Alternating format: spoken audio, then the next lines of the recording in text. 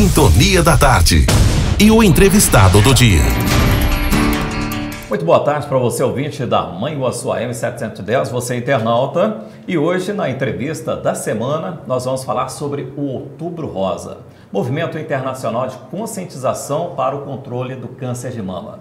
Convidamos para estar aqui a médica doutora Emiliana Pereira Lima. Ela é ginecologista, obstetra e mastologista. Doutora Emiliana, boa tarde. Boa tarde, Moreira Lopes, ouvintes da Rádio Mãe Uaçu e internautas. Doutora Emiliana, vamos fazer um pouco o resumo dessa sua trajetória como médica. É importante a gente saber, você é de qual localidade? Sou de Santa Margarida. E de qual família? Sou da família Pereira Lima, né? Meus pais são de Santa Margarida também, moram lá até hoje. Então, uma ligação muito grande com Mãe Uaçu e região, Sim. não é isso? E por que essa opção pela medicina?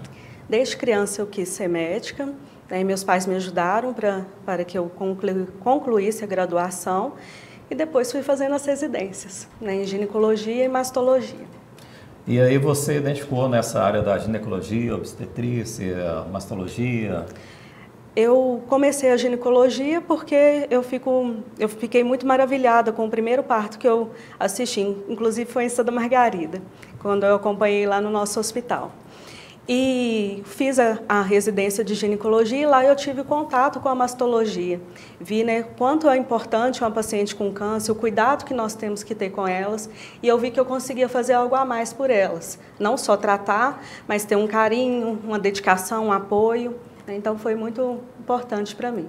Nisso eu fiz a residência para mastologia no Alberto Cavalcante, em Belo Horizonte, e depois vim para Mãe Uaçu. Médica, mulher cuidando de mulher. Como é que é esse entendimento aí? Aquela resistência da mulher e ao médico, o homem, tem ainda? Como é que é isso? Eu acredito que existe, né? E tem pacientes que também gostam de homem, tem preferência, né? Mas eu mesmo falo por mim, eu prefiro ir médica mulher, né? Com nossos exames anuais, nossa rotina, né, ginecológica, eu tenho a preferência. Mas tanto homem quanto mulher tem a sua ética, o seu cuidado.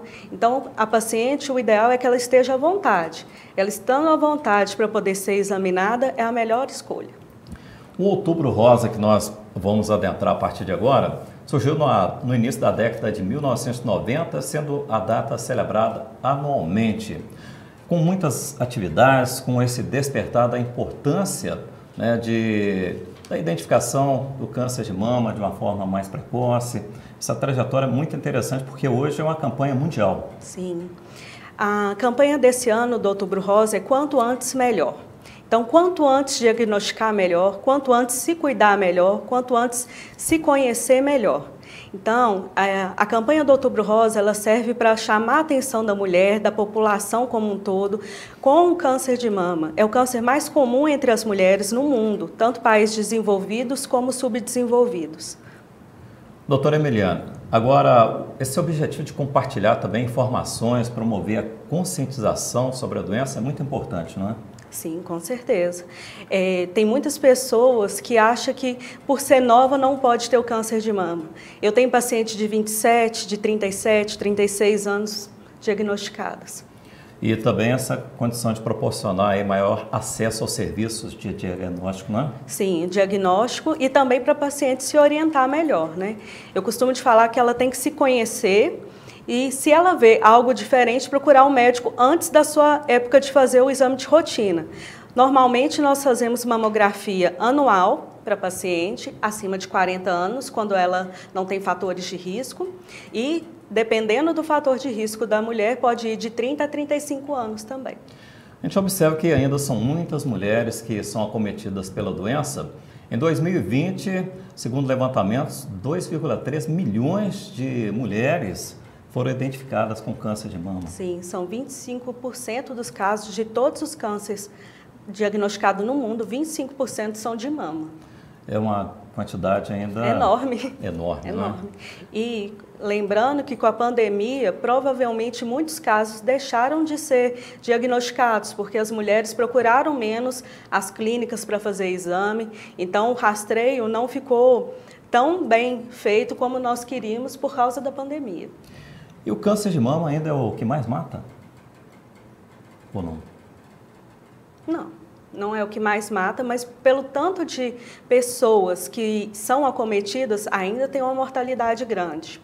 Mas, se uma mulher é diagnosticada cedo, tratado cedo, a chance de morte diminui muito.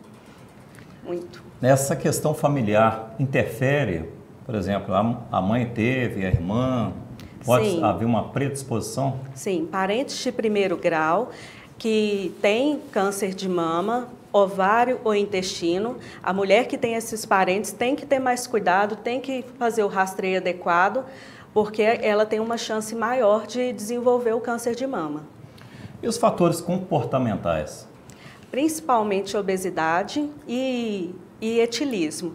Então, se você tem uma obesidade na pós-menopausa, principalmente, a chance de desenvolver câncer de mama é maior e o etilismo também, são os principais comportamentais. Mas também, por exemplo, tem a terapia de reposição hormonal. Uma terapia de reposição hormonal na mulher de pós-menopausa, porque ela tem aqueles sintomas da menopausa, ela deve ser bem feita e bem acompanhada, porque tem pacientes que o médico passa a medicação e a paciente some. Não pode ser assim, porque se ela desenvolver muito tempo usando a medicação, ela pode também, um tempo prolongado de terapia, de reposição hormonal, sem um cuidado, ela também pode desenvolver câncer de mama. O sedentarismo, consumo de bebida alcoólica pode trazer essa possibilidade do câncer de mama? Com certeza. Tá. E a amamentação tem um fator preponderante quando se fala nessa situação do câncer de mama, né? Sim, mulheres que amamentam têm menos chance de desenvolver o câncer de mama. Então, por isso, sempre essa indicação. Se é um direito da criança ser amamentada, né? Também para a mãe é um benefício. Um benefício. Sem contar do vínculo da mãe e do filho também, que é muito importante. Agora, doutora Emiliana, os exames que são indicados aí para a detecção do câncer de mama? O principal exame de detecção do câncer de mama, diagnóstico, é a mamografia. Mamografia, esse exame feito no consultório, né? Tem clínicas que podem ser feitos ou em consultórios médicos, né? Com um mamógrafo, que é um aparelho especial para isso. Perfeito. Agora, um dos pontos que tem que ser verificado, sempre se aconselha a mulher fazer o autoexame. Sim, o autoexame, ele não vai excluir o exame médico, sim, né? E muito menos a mamografia. Mas o autoexame é importante para a mulher se conhecer. Se ela vê qualquer alteração antes, né, da data dela voltar no ginecologista, na sua rotina, ela deve procurar um médico enquanto antes.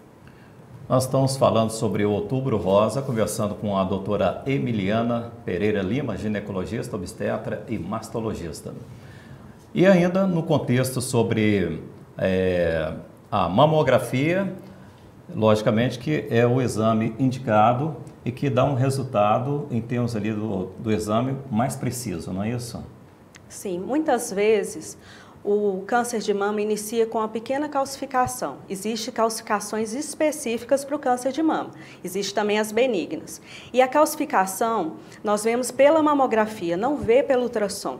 Né? Também pode se ver pela ressonância, mas é um exame mais caro que a gente não consegue disponibilizar para toda a população. Então, a mamografia, nós sabemos que é um exame desconfortável, mas de importância muito grande para o diagnóstico de câncer de mama. Existe ainda entre as mulheres algum medo para a realização do exame de mamografia? Eu acredito que o maior receio que elas têm é da dor, né? Mas também existem pacientes que falam sobre a radiação, mas a radiação da mamografia ela é muito pequena. Sem contar que, por exemplo, é uma vez por ano. Algumas pacientes nós fazemos de 6 em 6 meses e não mostra que tem aumento de câncer de mama por causa dessa pequena reação, dessa pequena radiação. A mamografia, então, esse medo, o receio é mais porque é um exame desconfortável. Também, E esse acerto na questão do exame, então, 100%. A visualização ali, o grau de visualização de possíveis nódulos, etc.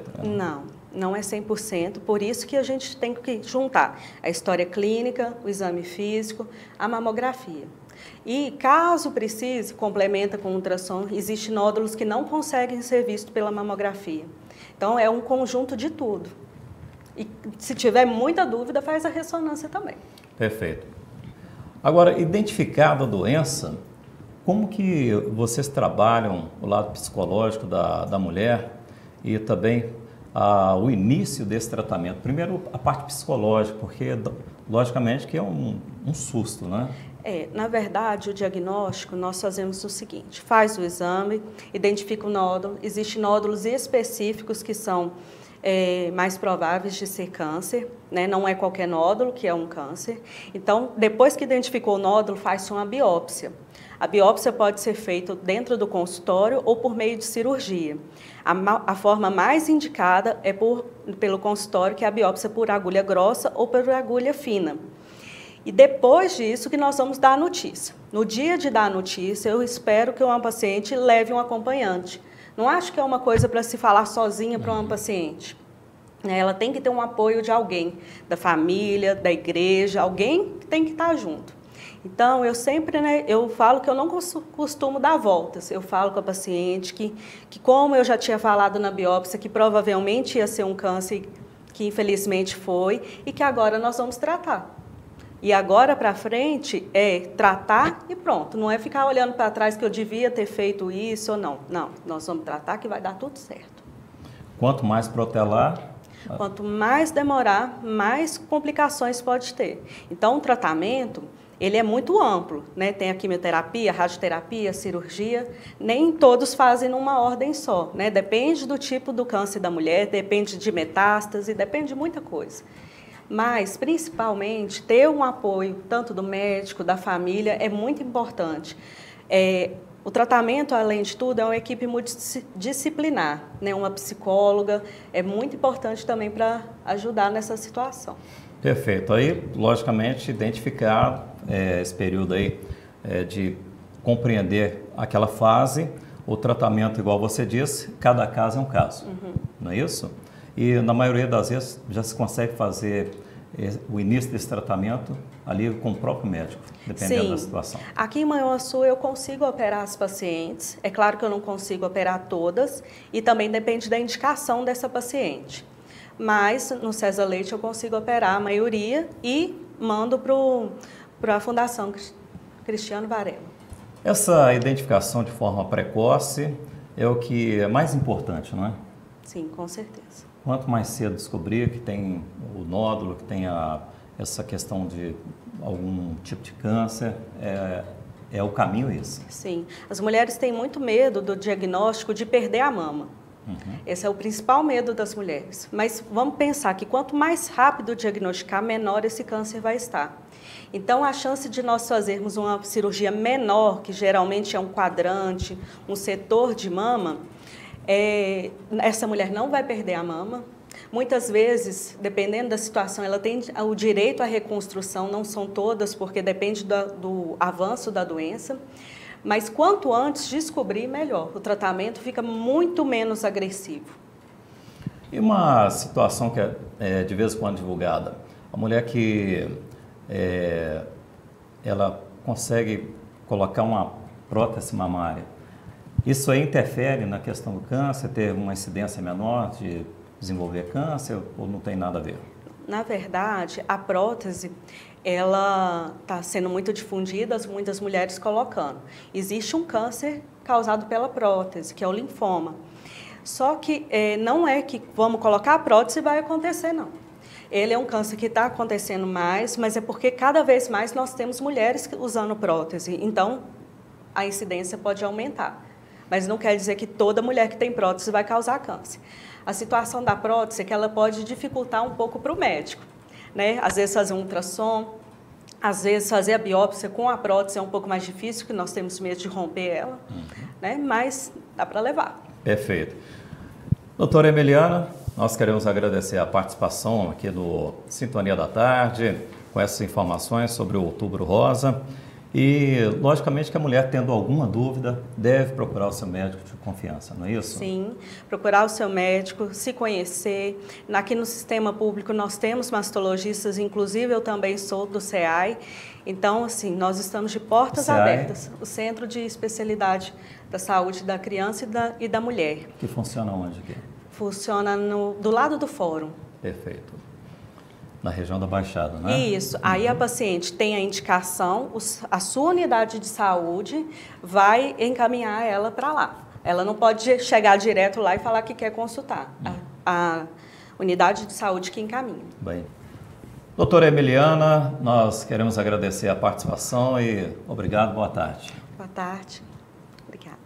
E assim, hoje nós conversamos com a médica doutora Emiliana Pereira Lima, ginecologista, obstetra e mastologista. Falamos sobre o Outubro Rosa, movimento internacional de conscientização para o controle do câncer de mama. Para você, ouvinte, aquele abraço, você internauta, aquele alô. Sintonia da Tarde, com Moreira Lopes.